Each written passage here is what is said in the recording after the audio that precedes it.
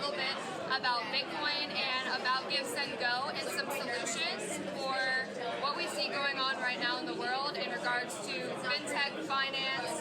So go ahead and introduce yourself. Where can people find you on social media? Yeah, it's just give, send, go, those 3 words, action words, give, send, go. So we're on all the platforms, the big tech, mainstream ones, and then we used to call them alternative, I say replacement, because I believe that what's happening in big tech is actually a dying model, and replacement platforms are really going to usurp them over the next coming years. GiveSendGo being one of them in the fintech space. But GiveSendGo is a crowdfunding model platform, and started it with my sister about 7 years ago. This is our 8 years of foundation and 7 years live, and it's grown in popularity. We're now in 40 countries around the world. Wow. So people are using us everywhere. So did it just recently take off, or how's the journey been? No, so it's the journey of most entrepreneurs, which are like mountaintop and then valley, and then mountaintop and then valley. It's like, oh, fantastic, fun stuff, and then, man, is this ever going to work? Yeah. It's just like, so it's the grind. We bootstrap the company. So there's no outside venture capital. We own it completely. We're grounded in what we believe. We have a strong foundation. It's freedom-centric, freedom-oriented, which is very similar to the whole Bitcoin cryptocurrency model. Yeah. It's centered around an idea of freedom, sovereignty, individualism, all of those types of things. And so, yeah, we built it. About every year we saw, for the first 5 years, we saw about 100% annual growth, so which is good growth. Yeah. But because it was very small, it was like doubling a penny to 2 pennies to 4 pennies. Those first several years, it's not a lot of money. Yeah. And so once we broke through that 5-6 years, we actually, the big campaign notable, there was some prior to that, but the big campaign was Kyle Rittenhouse. Yeah. Obviously that was a big story in American politics. So what did you do with Kyle Rittenhouse? So it was really what he did, which is their campaign got shut down on every platform. Censorship was going full bore after him.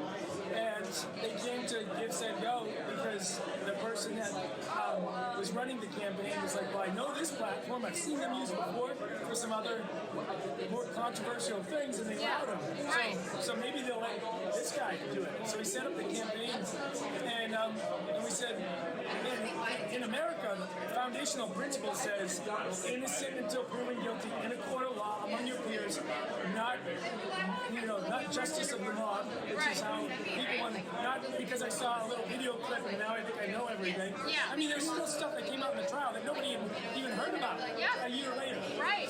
There's still misconceptions about the trial to this day. Exactly. And so why anyone believes those mainstream captured narratives, corporates, it's crazy. Yeah. It should just be thrown out. We let the court system, and the court system we understand is not perfect. Right. But it's the best thing. This is why we have a defense, this is why we have a prosecution, so that they can examine the evidence, build their cases, and then adjudicate them according to what's right and what can be done. So, exactly. And you had some input with the Canadian truckers. Right.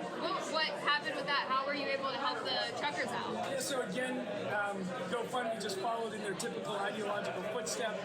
When you don't have a good foundation principles for how you operate, you really get I'd say wishy-washy. Yeah. You bend over to weird ideologies, and not only were they getting pressure from the Canadian government, it kind of aligned with their own value systems, at least what's been exposed over the past 7 years. Right. Because they have been exposed for extreme hypocrisy. Yeah. I mean, they're letting places like Seattle and CHOP and fundraising for actually donating themselves as a company to some of those campaigns, and yet Conflict of interest. yeah, crazy, and yet, and this is a place where violence, extreme violence. Yeah. You gotta destruction, wonder, what is the agenda here? You know? Exactly. Yeah. No, I think it's misplaced thoughts. I think there's, I typically try to say, we try to give people the benefit of the doubt in it. But I think that there are some really underlying power structures that are driving some of the narrative, and then it's disseminating down. Yeah. And money's the root of a lot of that. Right. There's a Bible saying, money's the root of all kinds of evil. Right. And the love of it, right? Yes. The love of money, and basically that's what they're operating from. Yes. The love, and they don't want to give it to people who need it in a time of need. They want to just create as much chaos, as much depopulation as possible. So what do you think of Bitcoin as a solution? Is that something that GiveSendGo would get involved with, already involved with? We are. We actually, over the past 7 months, we've been building in. We're about to roll out a whole new platform. Really? Yes. So whole new skin design, new upgraded design, new security mechanisms, a whole lot of stuff built into it. But also crypto wallets for people. Yeah. That's gonna help the average user or someone who's never heard of crypto. They're gonna get into it because of you. Right, it is. It really has to become mainstream. There's some tremendous benefits to crypto if done properly. Right, I agree. Yeah. So, we had a conversation. The federal government, they like to keep tabs on companies like GiveSendGo that operate in financial sectors because they want to make sure that we're not funding terrorists and things like that. And so we had conversations, and Bitcoin as a model, it is a ledger. Blockchain is a ledger. Right. Yeah. It has a history to it, so it is traceable in many ways. Now there are methods, especially with Web3 and things that they're doing now, that make it, you can tumble it, you can through other apps, but it ultimately will solve a lot of problems. The question will be is how much governmental interference is there going to be, and how much pressure are they going to be able to actually influence onto exchanges, crypto exchanges. You saw the Canadian government doing the very same thing. They shut down 27 wallets. The Hong Kong HODL one that they were donating to, they shut it off, which then sends a horrible message about Bitcoin, and it makes it seem like it's not a solution, like, oh, they can just control that too. Right? Yeah, it does. It does.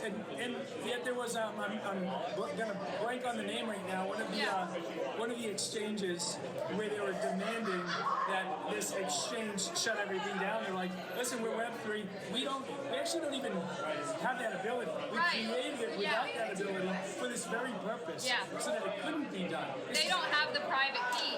Right, and so that's what I want people to understand is that the ledger is how you actually own your Bitcoin rather than, keeping it on exchanges, which is helpful as well to get you in there. But if you're in a situation where you need your Bitcoin and they're shutting down wallets because, these exchanges have to be regulated, then you're in a bad position. And so these truckers, if they would have had ledgers, access to an ATM, a Bitcoin ATM, something like that would have helped where, they would have still been able to get the donations to the ledger because when you have your ledger, you actually own your crypto. Yeah, see, there's a lot of thought going into, and this is just because everything's been digitalized over the past couple of decades, especially in the financial space, is how, crowdfunding models historically over the past decade have been really good at solving the grassroots model of funding something. So it's taking a lot of people to fund a specific cause. The question now that we're asking in hindsight of what's happened in Canada is how do you decentralize and how do you disseminate grassroots? So you can raise money grassroots, but then how do you disseminate it so that it's much more difficult to even down, especially when you're nervous. So we're beginning to think through some of those thought processes of, okay, let's not even just have one wallet. Like, how can you manage this to be broken down into multiple avenues of reception, multiple methods for wallets, multiple methods of exchanges. And so one of the things that we're doing, just to, again, take our hands up, we hate the authoritarian model. Yeah, I agree. Like, it's just not good. And it's actually antithetical to the biblical model. Like, if you study, we're completely open, that we are a faith-based organization. Awesome, I love that. We believe that essential to humanity thriving is freedom. I agree, And this was shown in the Judeo-Christian faith. And I think you open the book of Genesis, God put a tree in there and said, here's freedom, here's choice. And I'm giving you choice because out of choice comes everything good in this world. You have love, you have joy, you have peace, you have all of it. If you didn't have choice, you don't have those. They're just illusory. There's nothing there. But when you have choice, everything good rises. But the problem of that is that bad things happen too. Because choice, people can choose to do. And we saw that happen in the garden. But God didn't stop choice just because he saw bad things happen. He said, all right, what I'm going to then do is I'm going to step into the brokenness that comes as a result of those bad things, and I'm going to redeem it and bring hope and healing in it. And so the Christian ethic is the exact same thing. It says, hey, you know what? We give freedom, we don't restrict freedom, and if bad things happen, we come alongside people and give them hope. We point them to something bigger than themselves. So that's how we operate. Like God would rather someone that is broken come to him because it's like they need help, they need that outreach. Well, it's the whole rather idea. than someone that, they're just, they're doing good.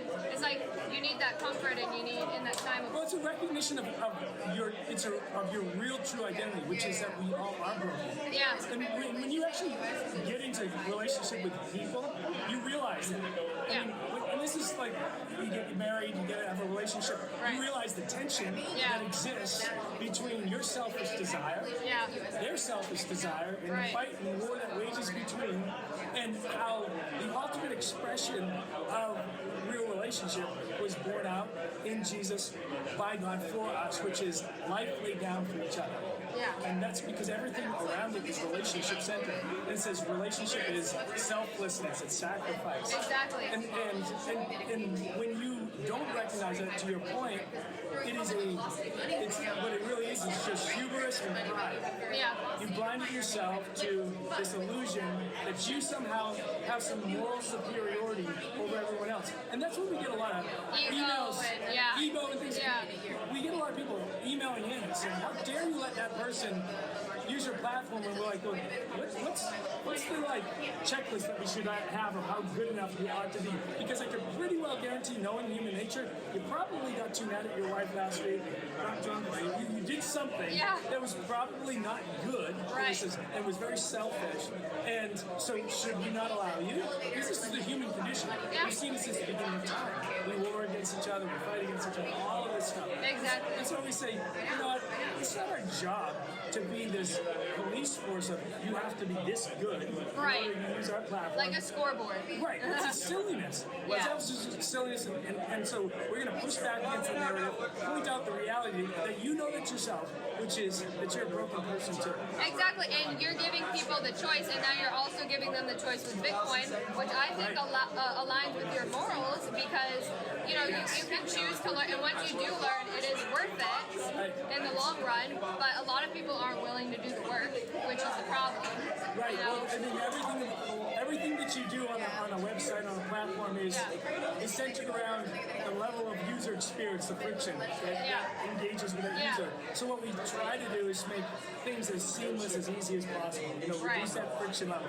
Now, there are levels of friction that you have to create in order for protection and safety and security, like verifying things, and that's a friction level, but it's for somebody's good. But at the same time, so there's a tension there between security and friction and the user experience, and you have to try to balance all of those things. Because people will get tired of it, they'll just give up, and then they forget about it. So as easy as possible. That's why I'm trying to teach people how to actually own it and to do it the right way. Good. Because it's something that takes a while to learn. And it's like an awakening, just like in politics and with your spirituality, it's an awakening in a sense with Bitcoin to understand, okay, this isn't just like fake internet money. We're actually owning our value, we're owning our time and our energy, and within time it expands, and because we measure energy with money. So why would you put your money into the dollar that's inflated? And that brings me into, do you think that they're going to digitize the dollar and have like CBDC? Oh yeah, 100%. Yeah. That's where it's going. Do you think we're going to see that soon? Well, see, you know what was interesting? I mean, this is like, they've already been talking about the next pandemic. The reality around, and this is the play that they're going to use, the reality around physical currency, cash, is that it could carry diseases. Oh my God. And so, I mean, really, so like, you're touching it, you're carrying it, like, and so we've got to protect it, because everything's around, they give this false sense of security. It's like, we're trying to protect you. The reality is they're robbing you of your freedom. Right. That makes sense. And people don't realize it. And so they're like, okay, this tangible money stuff, it's got to go because it's carrying these diseases. We got to get rid of it. They always tell you, like money is so dirty and stuff like that. So they've already implanted that into our psyche and programmed us. That makes complete sense. I didn't even think of that. But I'm sure you're making a predict. People think we're prophets, but no, we're just paying attention. Right. We're doing our research where we're learning from people that know like what's going to happen coming up, and you guys can do that too. You know, you don't have to rely so much on the media. There's other avenues out there. GiveSendGo. You know, you don't have to go on the mainstream like GoFundMe. And I love that you're going with Bitcoin and you see the value in it, because some people are just still so skeptical and they're just like, no. Sure. So we were going to put a big push behind it because how this Canadian thing came about. Obviously, we kept the funds here in the U.S. to keep them out of the hands of the Canadians, because they were going to say if any money came in, they caught it, they were going to seize it. And we say no, we're going to keep it here. We had initially deployed some of the funds. They were able to get to the truckers, and then the Canadian government went crazy, tyrannical, everything that they did, and it backfired in many ways, because when you start talking to the people about freezing their accounts, what happens is a knee-jerk reaction, which is I'm going to go to my bank and I'm going to pull every dollar out of it, which is a run on the bank, which cripples the financial system. So people think, well, Trudeau just pulled back because he had a moment of common sense. No, it's because he was afraid, and he had the banking sector yelling at him saying, hey, we can't do this. We're going to crash and burn. So you've been talking to the attorneys about what's the right way to go about Bitcoin and crypto on your platform? Yeah, not just even on our platform, but specifically for the Canadian funds. Okay. Sending them their funds through crypto. Right. But in the bigger ecosphere of GiveSendGo, crypto is on the horizon. We are going to be the first crowdfunding platform that allows people to openly exchange cryptocurrency for their campaign, and then also give them a bunch of other options, such as like the traditional card payment methods, direct bank to bank like Cash App type of things for their campaigns, regular mail a check options. So literally, we want to give people as many options that they can have for receiving their funds, and on both sides. A lot of options to give, a lot of options to receive. That's amazing. So thank you so much for interviewing with me, and I also wanted to ask you about GoUSA. What do you think about the political rating system before we go real quick? Do you think it's a good idea? I think it's a necessary idea. We need to get some objective reality around the recognition that most Americans, because GoUSA right now is really focused on the political candidates in the U.S. spectrum, but that most Americans are all for, you poll them, for opportunity and freedom. Yeah. And so in recognizing that, you can have a unbiased situations and measuring people, rating them on how well they themselves have ran in office and legislating, all of that, in terms of opportunity and freedom.